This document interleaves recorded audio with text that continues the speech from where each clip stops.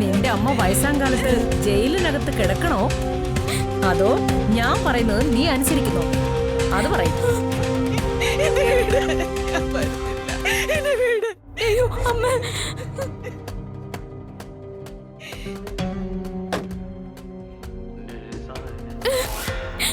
നിങ്ങളുടെ കണ്ടീഷൻ എന്താണെന്ന് എനിക്കറിയാം. ഞാൻ ഇന്ന് ബർത്ത്ഡേ ഫംഗ്ഷന് വിസ്മയ്ക്ക് വേണ്ടി പാടണം. അപ്പൊ നിനക്ക് ബുദ്ധിയുണ്ട്. എന്നെ കൊണ്ട് പാടിക്കാനുള്ള ഡ്രാമയാ നിങ്ങളും ആ ജയേഷും കൂടി നടത്തുന്നതെന്ന് എനിക്കറിയാം. അതും കറക്റ്റാ. പക്ഷെ രക്ഷയില്ല മോളെ. ഈ വിസ്മയ്ക്ക് വേണ്ടി നീ ഇന്ന് പാടും. ഇല്ലെങ്കിൽ ദാ സമയമില്ല.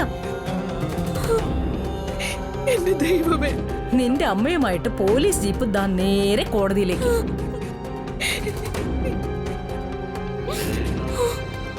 പിന്നെ നീ ജയേഷിന് അശ്വതിയുടെ കാര്യത്തില് കുറെ ഉപകാരങ്ങൾ ചെയ്തിട്ടുള്ളത് കൊണ്ട്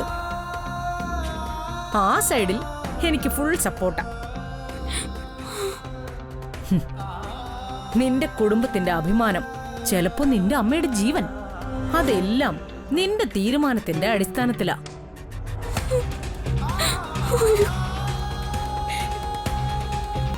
ഇപ്പൊ ഈ ആരോഗ്യത്തോടെ പോലീസ് ജീപ്പിൽ ജയിലിലേക്ക് പോകുന്ന നിന്റെ അമ്മ ആംബുലൻസിൽ കോടി പുതച്ച് അങ്ങ് നിന്റെ വീട്ടിലേക്ക് വരും.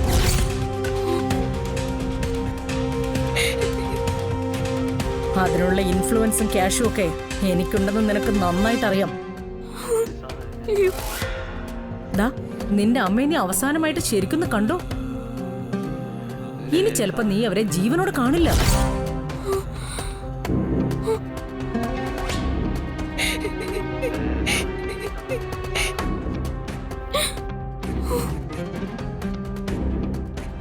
എന്റെ അമ്മ കോടതിയിൽ ഹാജരാക്കരുത്. ആ അപമാനം അമ്മ സഹിക്കില്ല. ചിലപ്പോ ഹൃദയം തകർന്ന്.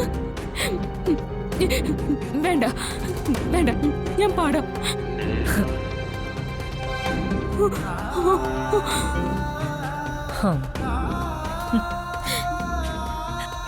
എന്റെ ദൈവമേ,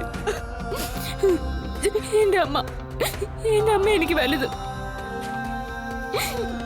ഞാൻ പാടാം. വിസ്മയ്ക്ക് വേണ്ടി ഞാൻ പാടാം.